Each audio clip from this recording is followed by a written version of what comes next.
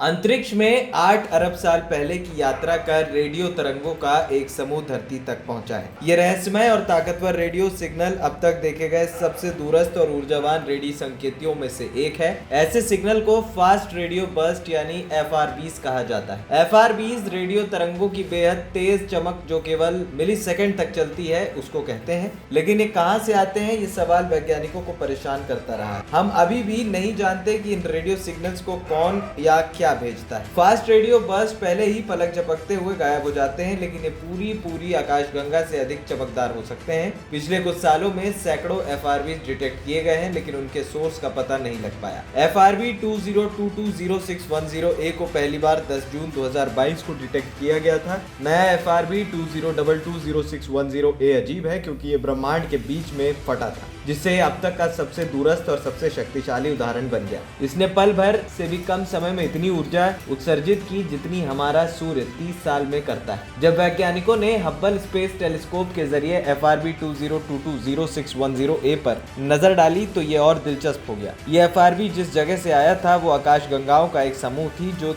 तब मौजूद थी जब ब्रह्मांड सिर्फ 5 बिलियन साल पुराना था। पिछले अधिकतर FRBs एकांत आकाशगंगाओं में मिले हैं। वैज्ञानिकों को लगता है कि FRBs की मदद से हम ब्रह्मांड को बेहतर ढंग से समझ सकते हैं। कुछ रिसर्चर्स का मानना है कि FRBs शायद मैग्नेटर से जुड़े हो सकते हैं। मैग्नेटर बेहद अधिक ऊर्जा वाले अवशेष होते हैं जो तारों में विस्फोट के बाद पीछे छूट जाते हैं।